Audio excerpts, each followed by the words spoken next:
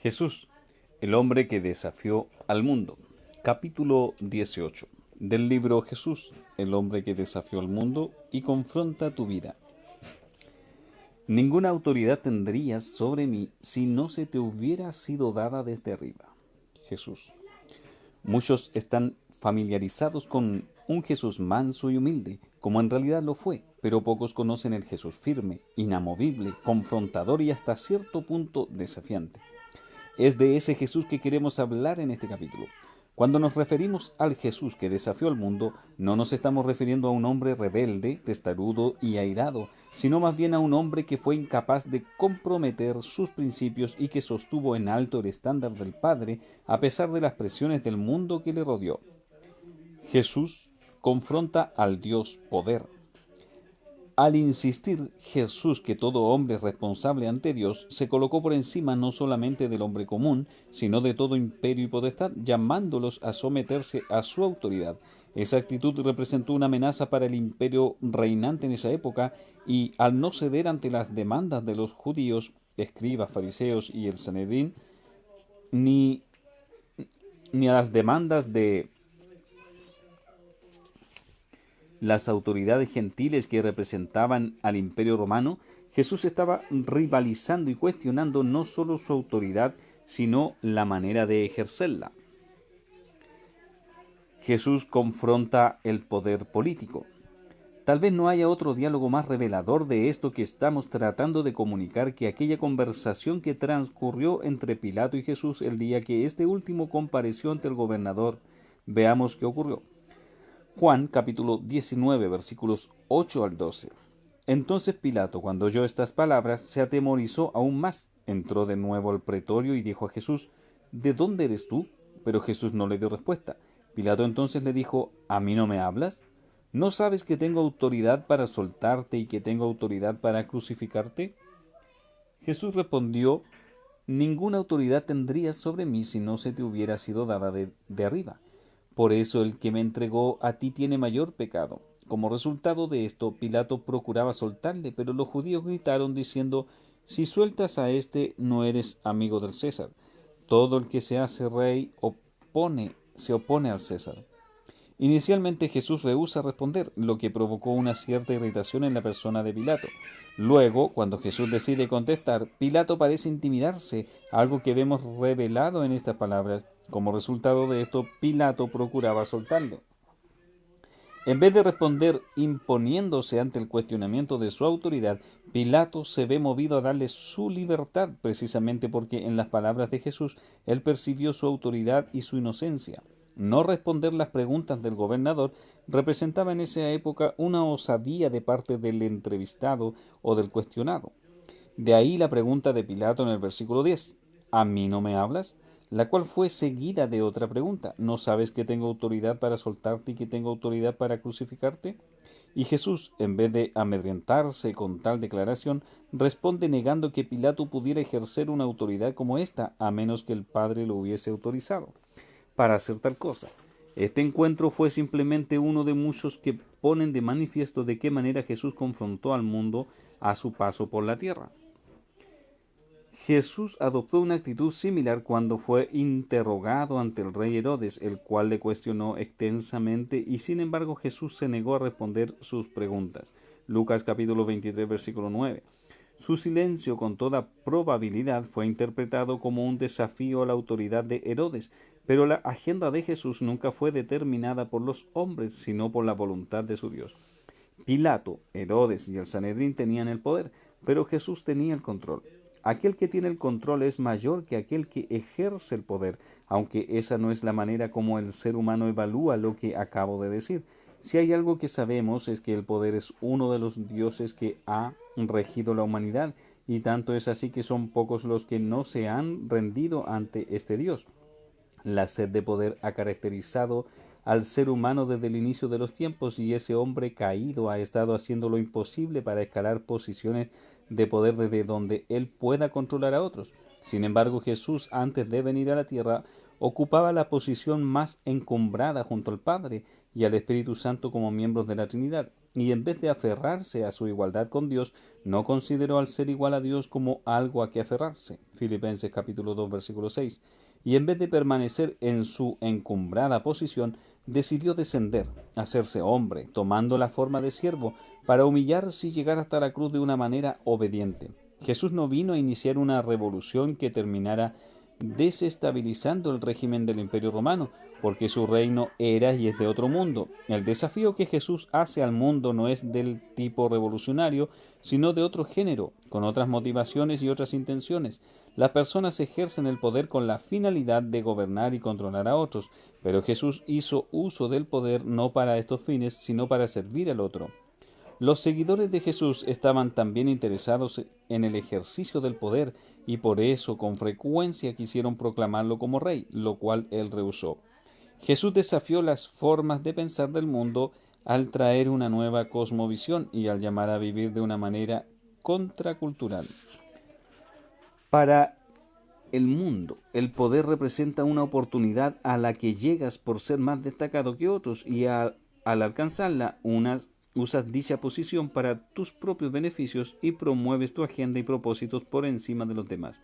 La visión del poder que tiene el mundo es utilitarista, esto es, su uso para la promoción de tus propios intereses. La visión cristiana del poder es completamente distinta. Cristo enseñó que el poder es un privilegio para ser usado para el beneficio del otro, bajo la dirección de Dios y para la promoción de sus propósitos. Por otro lado, el poder en el mundo cristiano no es visto como algo que te ganas, sino como algo que Dios te concede por gracia de una manera tan especial que ni siquiera deberíamos hablar de poder en el reino de Dios, sino del favor de Dios que está sobre alguien operando a través de la persona que es usada. Dios tiene todo el poder y Él tiene toda autoridad. La manera en que Herodes y Pilato manejaron el poder dista mucho de la manera en que Cristo entiende que nosotros deberíamos hacer uso de éste. Herodes y Pilato usaron el poder para promover sus nombres, sus intereses y su propia agenda.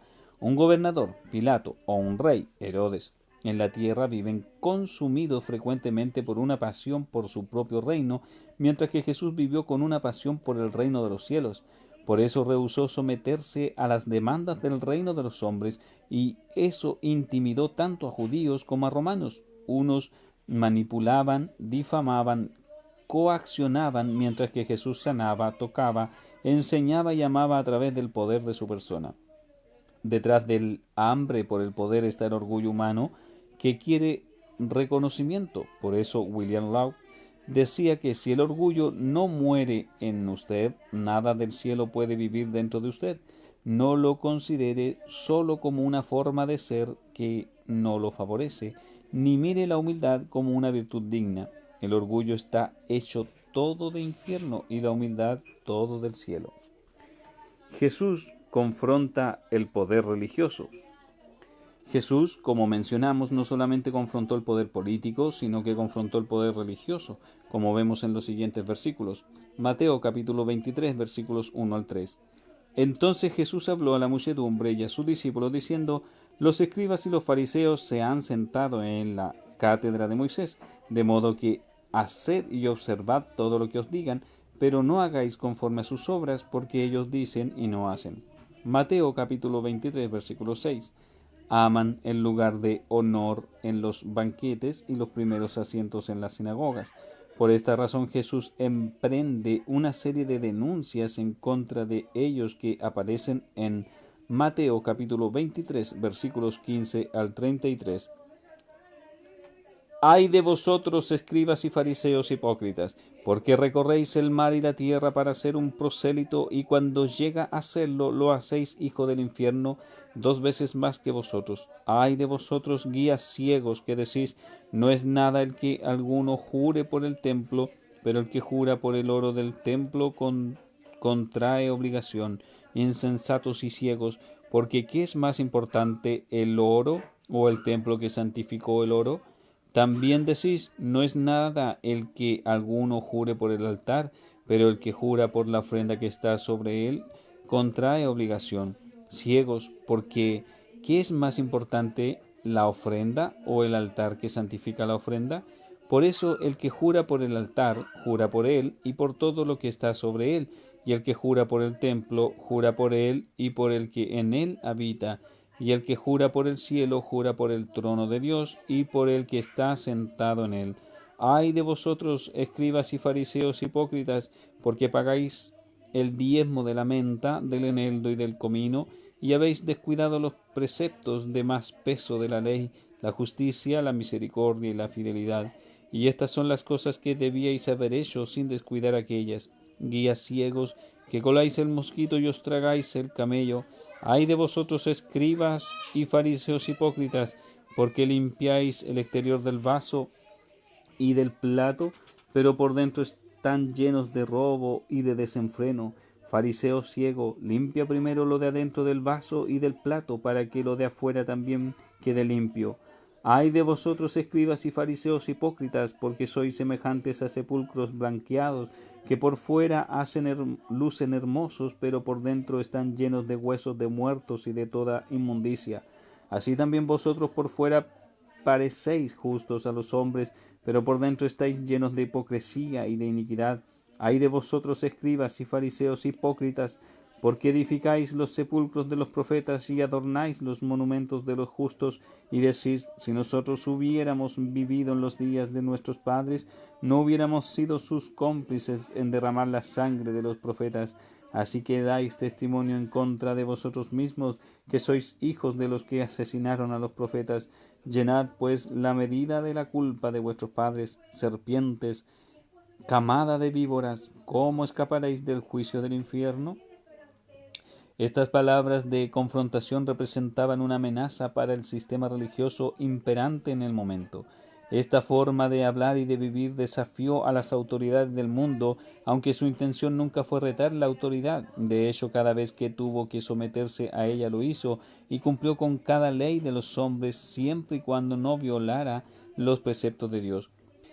Decíamos más arriba que el poder es uno de los dioses delante de los cuales se ha postrado el mundo, y podríamos decir que entre los dioses que han regido el mundo desde que el hombre se organizó en comunidades están el poder, el dinero y el sexo. Cuando estos tres se juntan, forman una triada poderosa que llega a controlar completamente el corazón del hombre. Jesús desafía al Dios riquezas.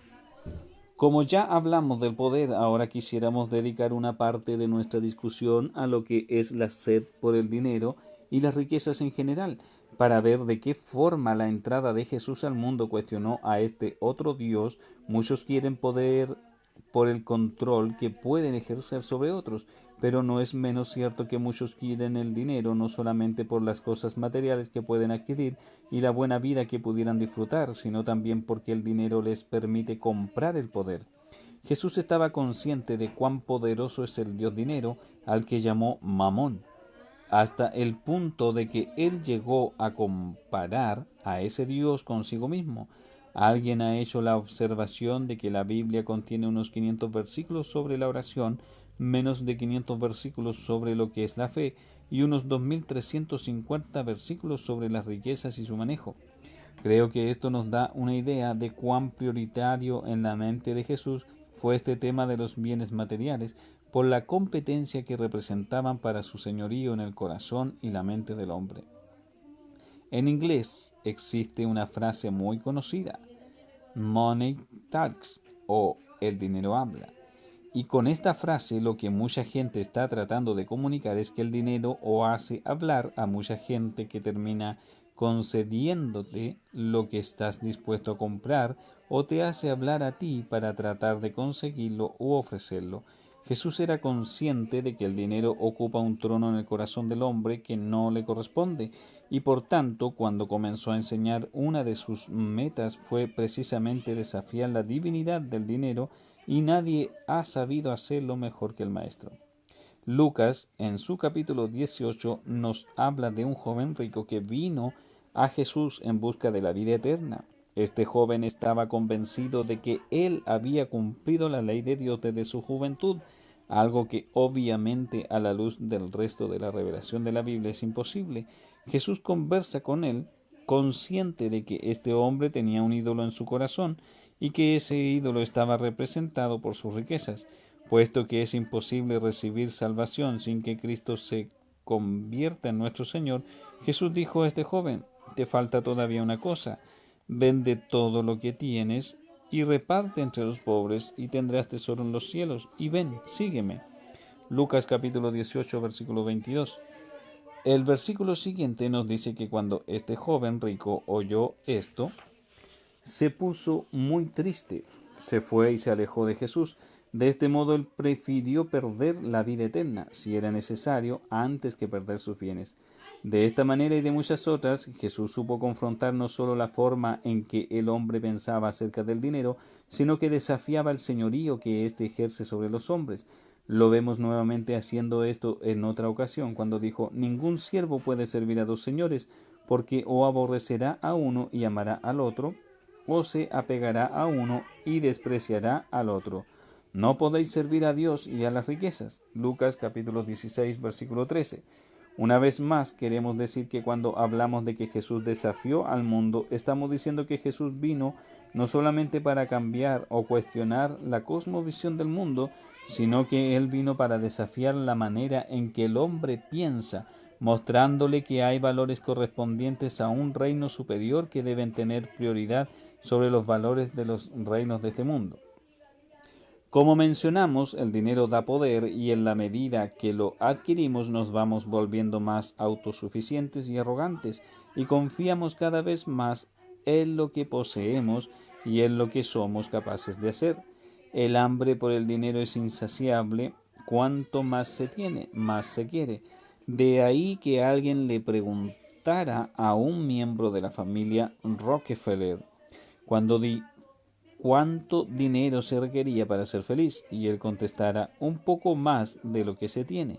En esencia nos decía que nunca nos hacíamos de tener. El dinero tiende a volver a las personas materialistas y por tanto menos humanas en el trato con los demás.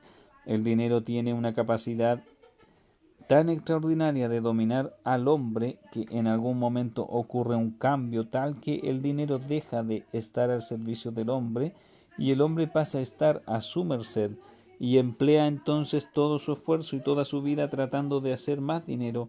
Jesús confrontó esa mentalidad y confrontó el estilo de vida que frecuentemente es construido con una mentalidad así. El Señor Jesús, siendo dueño de todo, termina sin un lugar donde recostar su cabeza, y con esto puso de manifiesto que él jamás se dejó controlar por el deseo de las riquezas, ni por el poder que éstas pueden dar.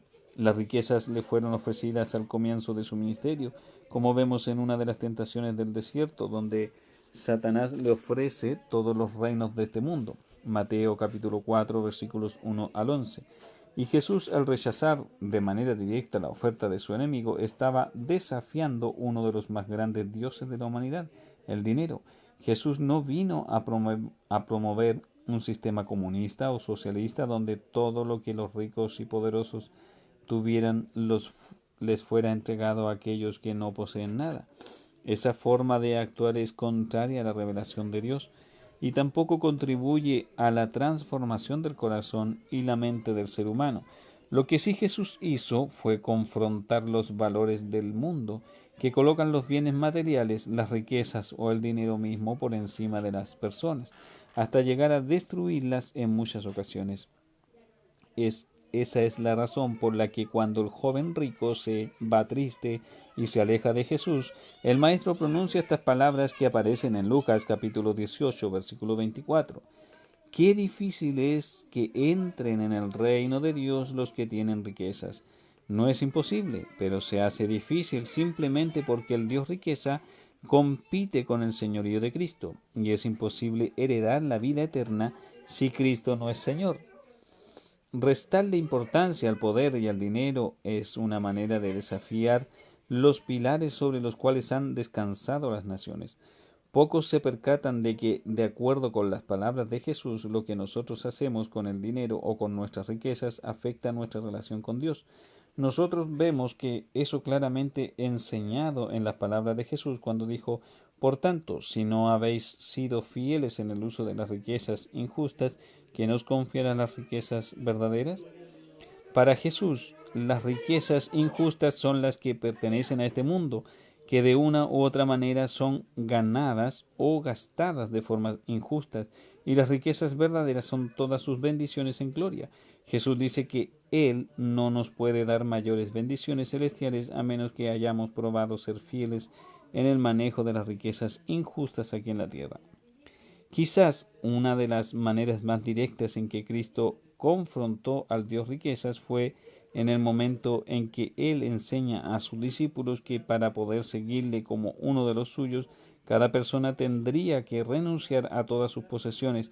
Aquí hay un desafío directo de mi derecho a la propiedad, porque Jesús estaba enseñando en ese momento que a la hora de mi conversión yo necesito hacer un nuevo título de propiedad a nombre de la persona de Jesús.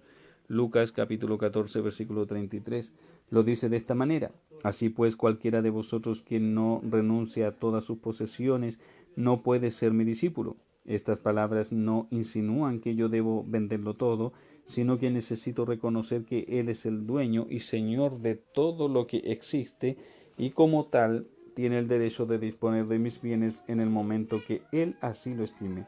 Usualmente cerramos el puño sobre nuestras cosas para reclamar lo que es nuestro. Al venir a Jesús tengo que abrir la mano, permitiéndole a Él tomar de ella lo que siempre ha sido suyo en el primer lugar. Cuando hacemos eso, muchas veces Cristo no necesita llevárselo en la mano porque solo buscaba nuestro reconocimiento de su señorío sobre todas aquellas cosas que compiten con Él y que por tanto me esclavizan a la idolatría. Jesús confronta al Dios sexo. Jesús desestima el poder y termina en una cruz, y desestima el dinero y termina sin un lugar donde recostar su cabeza. Ambas acciones representan una confrontación mayúscula de las formas de pensar del mundo de hoy y a través de los siglos. Finalmente, creo que podemos decir que Jesús supo confrontar al tercer gran Dios de la humanidad, y es el sexo, caracterizado por la lujuria en el corazón del hombre. El sexo ha sido utilizado por muchos para controlar a otros.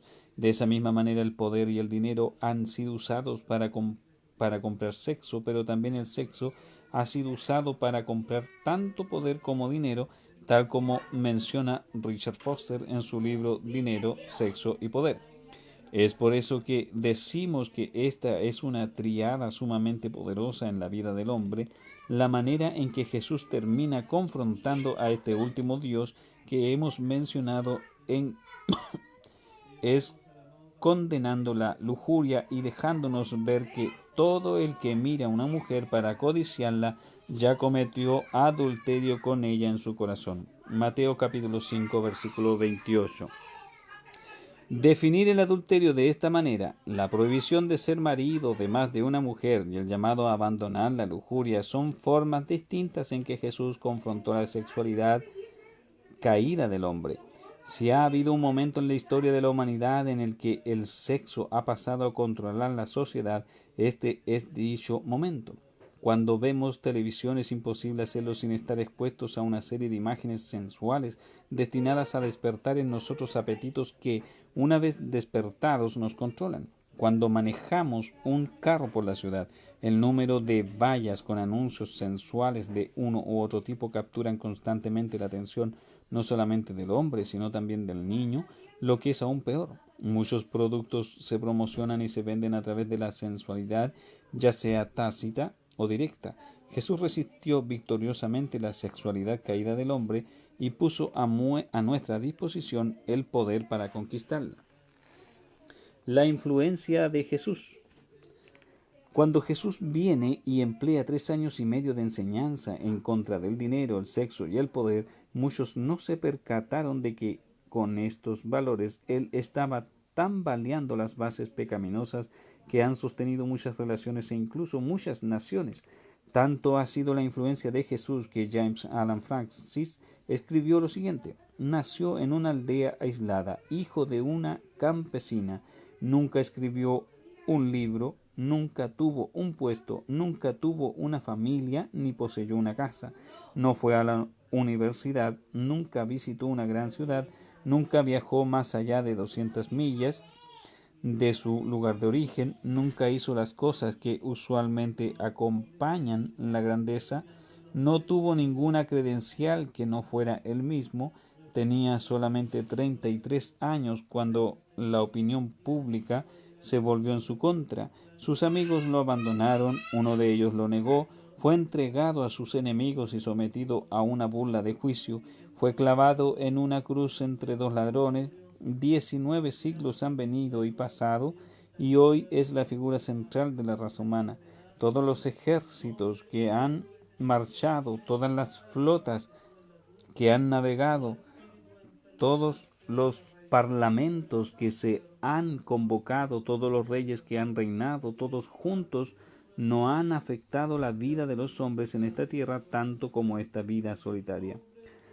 Después de la conversión y posterior influencia de los emperadores Constantino, siglo IV, y Justiniano, siglo VI, fueron los valores que Cristo sostuvo los que culminaron finalmente en la revisión de los deportes crueles, en la promulgación de leyes que protegían hasta cierto punto al esclavo, al prisionero, al mutilado y a la mujer rechazada.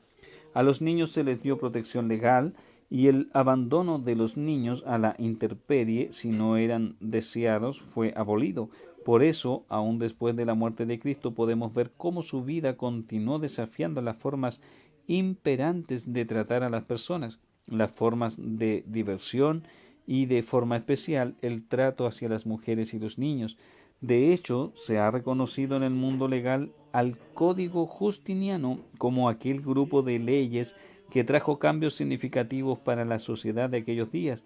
Estos cambios a los que nos referimos han sido documentados por múltiples autores, incluyendo a Kenneth Lautowitz, el historiador del siglo XX de la Universidad de Yale. El mundo de la antigüedad era tan frío y desinteresado en relación a la vida de los demás que Polibio reporta que en Roma nadie le da nada a nadie. De hecho, el emperador pagano Julián escribió lo siguiente: es una desgracia que mientras ningún judío tiene que mendigar y mientras los cristianos apoyan a sus pobres y aún a los nuestros, todo el mundo ve que a nuestra gente le falta ayuda de parte nuestra. Esos primeros cristianos a los que nos referimos marcaron el nuevo curso de hacia dónde se dirigía la humanidad, y lo hicieron porque aprendieron a desafiar también al mundo con sus formas de pensar y de vivir. A la hora de enfrentar el poder legal, ellos prefirieron morir en las bocas de las fieras y en las hogueras antes que reconocer a cualquier otro Dios por encima de la persona de Jesús. En el primer siglo, ante la pregunta de quién era Dios, Jesús o el César, una y otra vez los cristianos de la iglesia primitiva respondieron de manera incuestionable diciendo Jesús es Señor. Esa actitud pareció desafiante para los gobernantes de turno, pero en realidad la intención no era violentar la autoridad, sino que ante la disyuntiva de si obedecer a Dios o a los hombres, los seguidores de Cristo respondieron como lo hizo Pedro: debemos obedecer a Dios antes que a los hombres. Hechos capítulo 5 versículo 29. Conclusión. Al finalizar este capítulo queremos puntualizar de nuevo que la manera en que Jesús desafió al mundo no fue creando una revolución social o política, aunque sin lugar a dudas su encarnación representó una invasión del reino de las tinieblas y de todo el sistema de operación del mundo. La palabra desafiar tiene muchos significados. Uno de ellos, según el diccionario de la Real Academia Española, tiene que ver con enfrentar las dificultades con decisión, y otro es el de romper la fe y amistad que se tiene con alguien. Jesús enfrentó las corrientes de pensamientos de su época tanto en el mundo religioso como en el mundo secular, y llamó a un rompimiento de la amistad con el mundo. Cristo nos trajo un estándar nunca visto que puso en tela de juicio la religiosidad de sus días y el despotismo romano. Es fácil decir que la persona de Jesús no solo desafió al mundo, sino que también lo hicieron sus enseñanzas durante y después de su muerte, así como los discípulos que abrazaron la cruz y decidieron vivir de una manera similar a como Jesús lo hizo. Preguntas. ¿De qué manera entiendes que Jesús representó una amenaza para el judaísmo del primer siglo? Romanos 13 nos llama a someternos a las autoridades de turno. ¿Piensas que Jesús se rebeló contra esas autoridades contradiciendo las directrices dadas en su palabra? ¿Está la Iglesia llamada a confrontar al mundo de hoy? ¿Por qué piensas que nosotros no somos tan perseguidos hoy como en el pasado? ¿En qué maneras debe la Iglesia servir de voz profética para las naciones denunciando la maldad? Si no crees que ese es un rol de la Iglesia, ¿por qué no?